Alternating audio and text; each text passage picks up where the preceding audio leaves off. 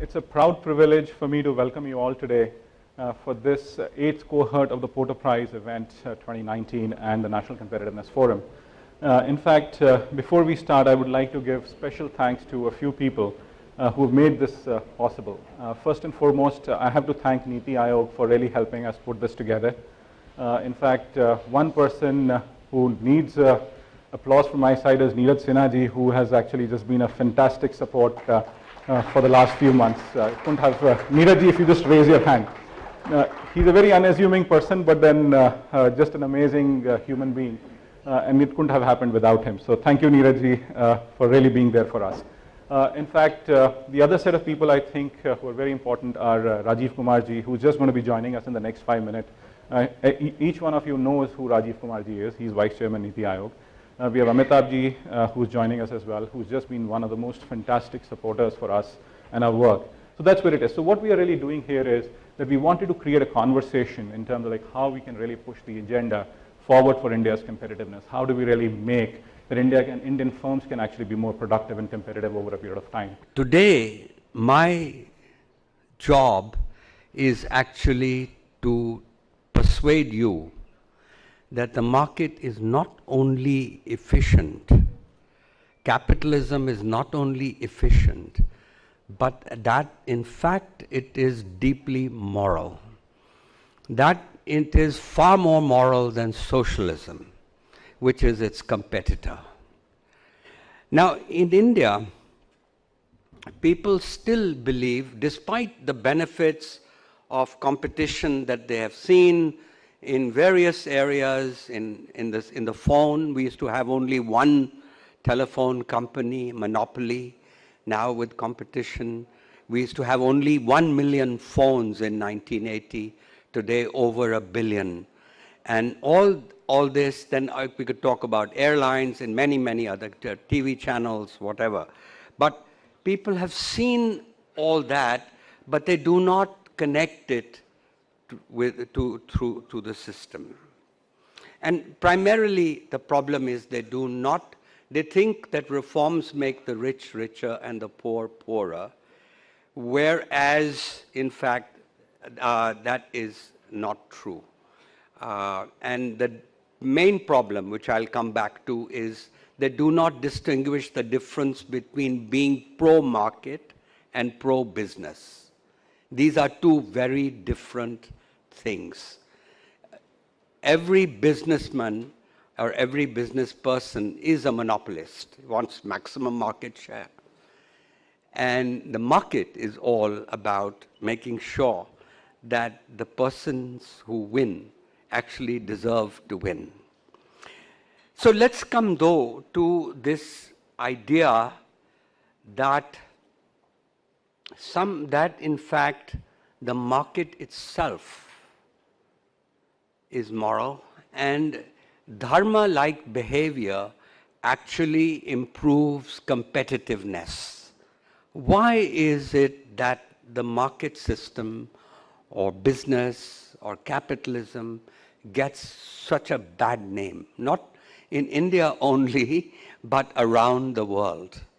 And it is really quite ironic that a few months ago, CEOs of 181 companies in the US got together to declare a new statement of purpose, which was that the business would serve all stakeholders and would not just, its purpose is not just to make a profit.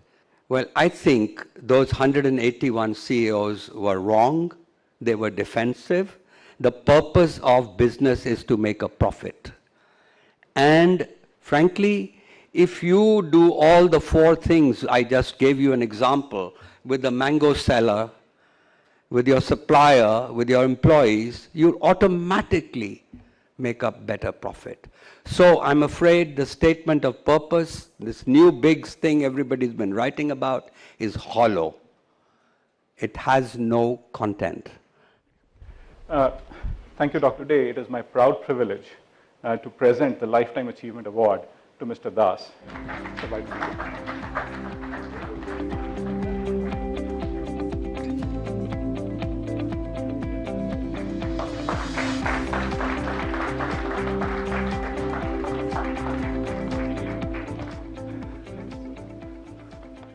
Good afternoon, everyone. First of all, a big thank you to Mr. Amit Kapoor for having us here today and for having organized or rather co-organized the launch of the India Innovation Index 2019 along with the Niti Aayog. This Innovation Index is actually conceptualized to analyze innovation ecosystem at a sub-regional level. I mean, we have gone and ranked the various states and the union territories of India based on some parameters that were devised, based again on consultation with the states over a period of time.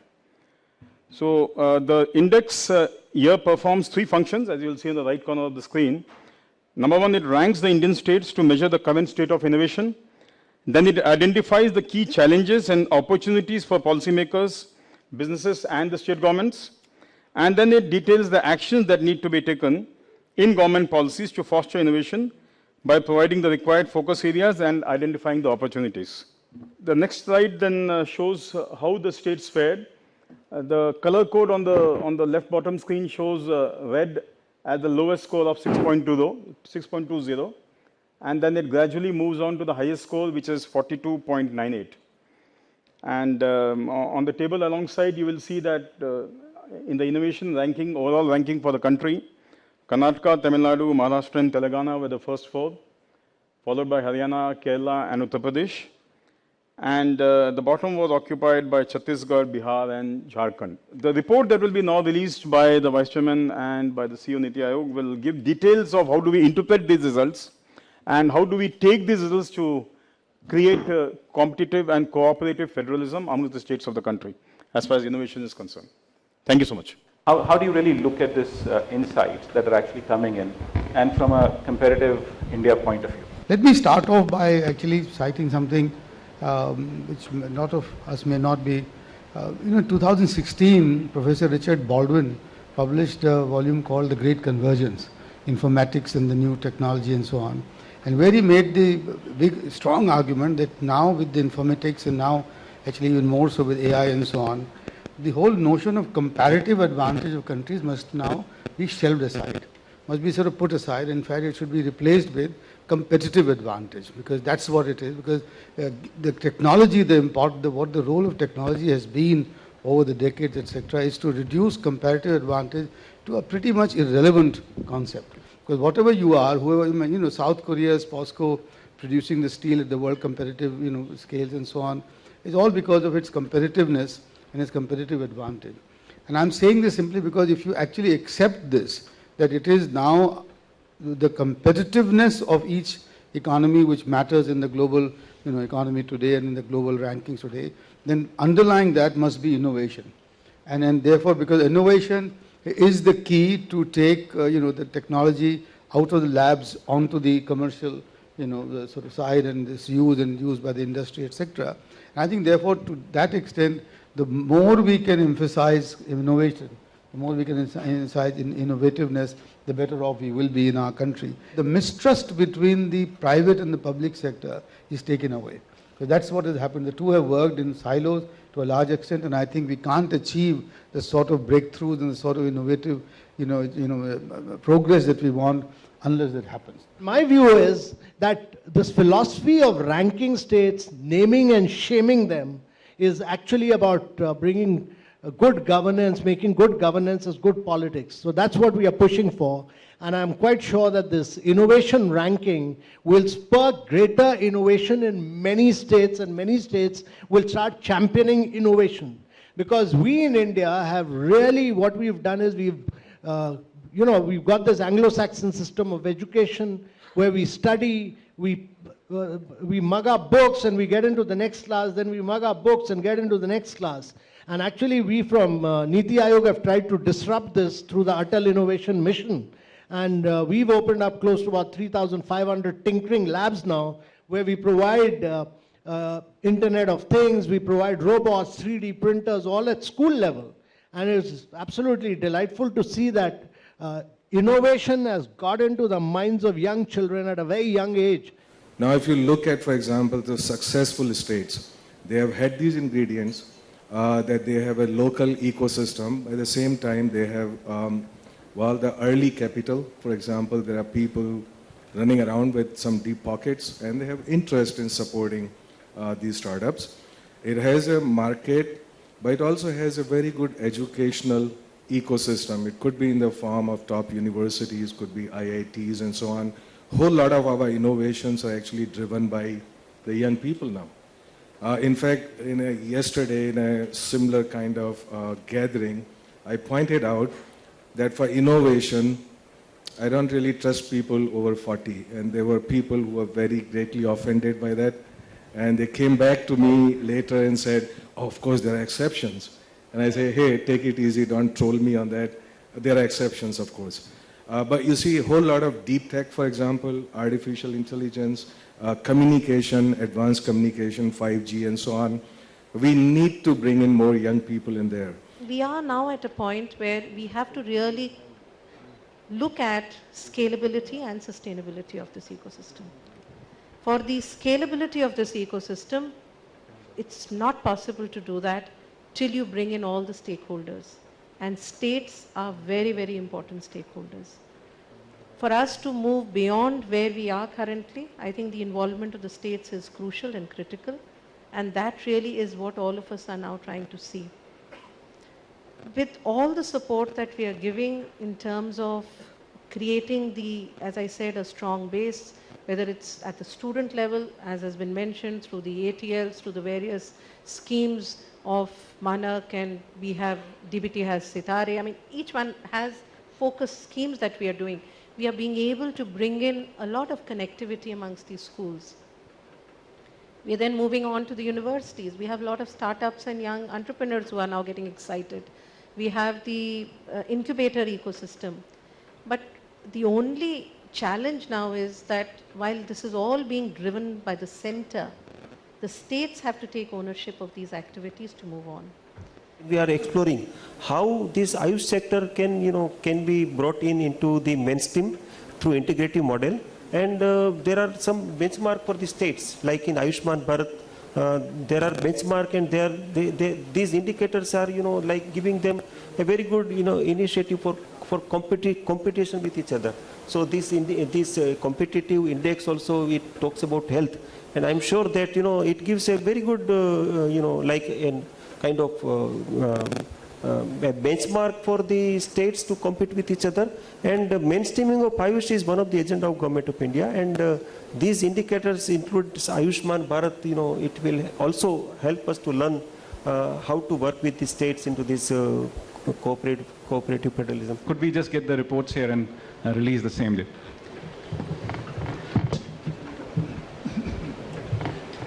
In fact, I must mention here that it's an honor for me to have really worked on this work of innovation with Niti Aayog and as Institute for Competitiveness. And of course, special thanks from Michael Porter as well for really enabling this whole activity.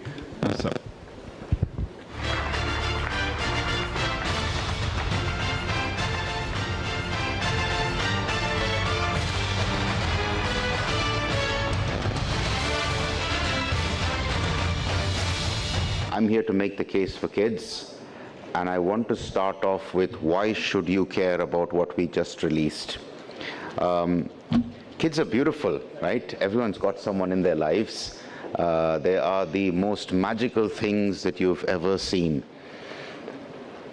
Except when they fall ill or something goes wrong, it is completely heartbreaking, right? For a loved one. The wheels go off when it becomes a children's issue at a national level or at a state level. And I say this provocatively because, and this is not an Indian problem, the political priority for children is just not adequate enough. Kids' voices are too soft, their arms are too weak. And that is a reality of the world that we live in. So coming back to competitiveness and innovation and why should you care about this, let me give you 3 statistics. 25% female labor force participation in the country, right? 40% stunting, 5 million kids in child labor.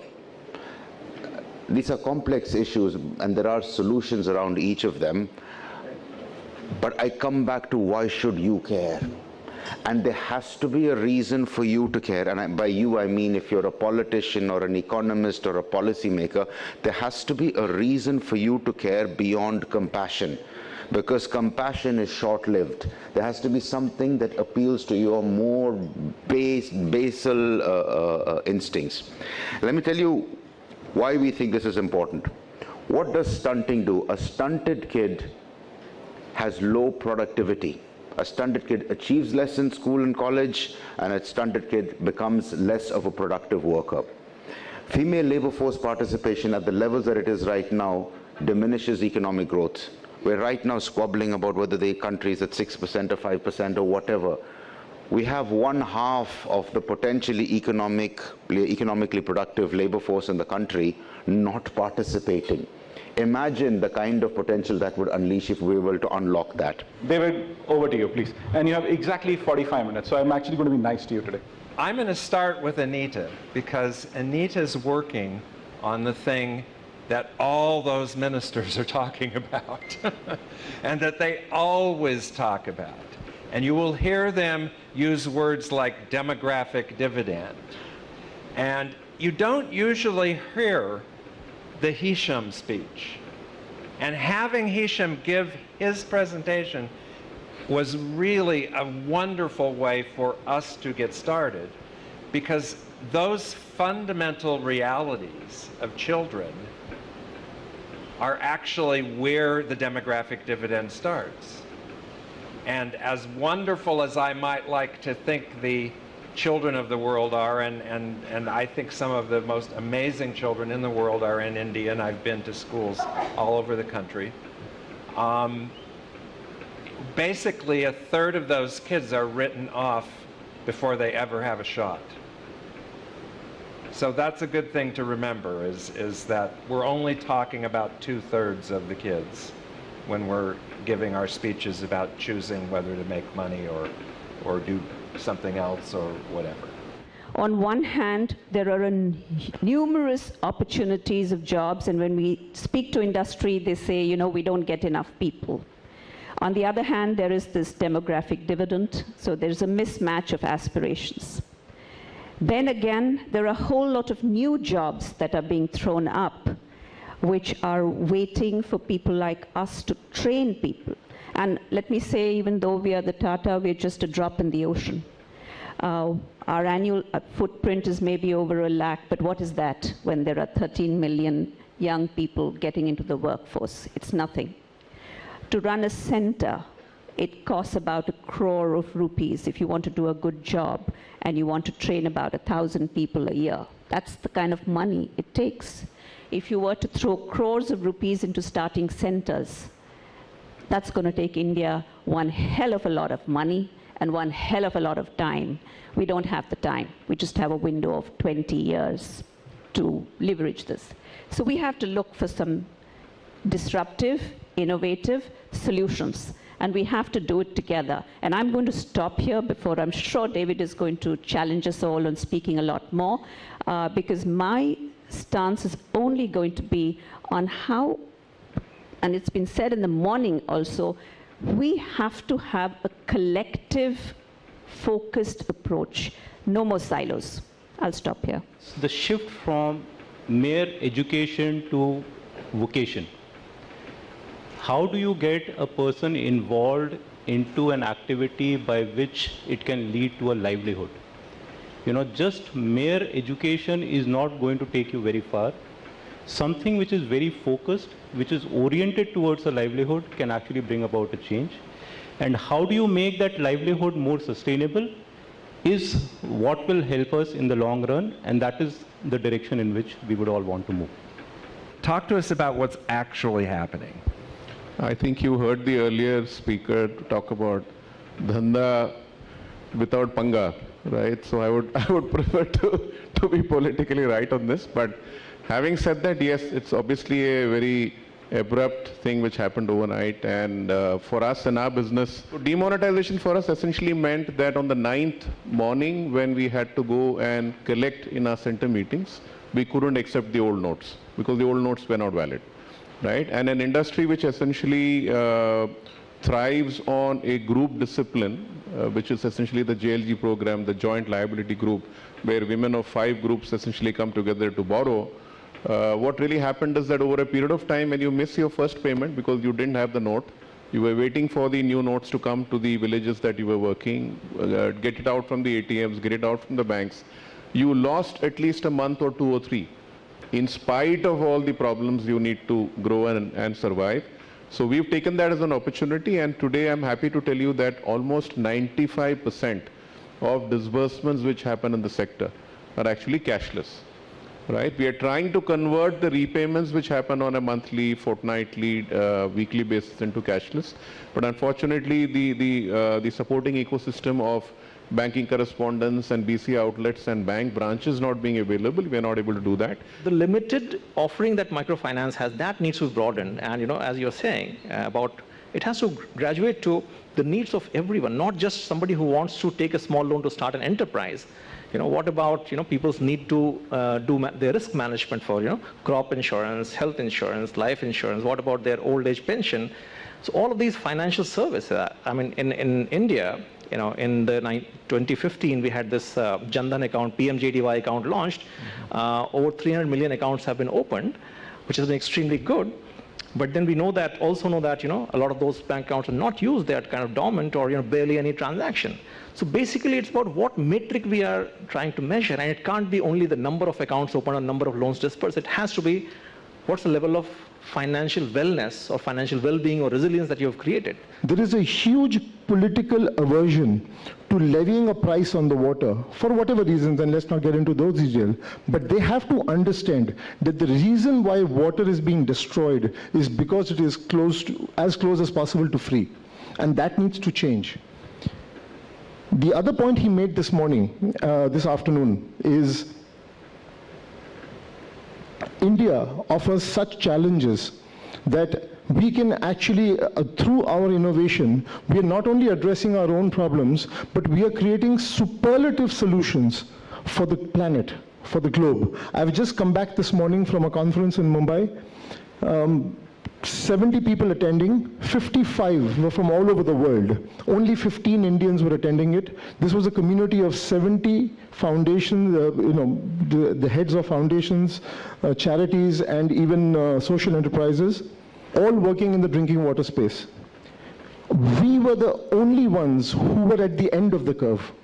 They were thinking in the zone of, on a scale of 10, 3 to 5, and here we are standing at 9 and totally diluting ourselves in our own minds that we still haven't done enough.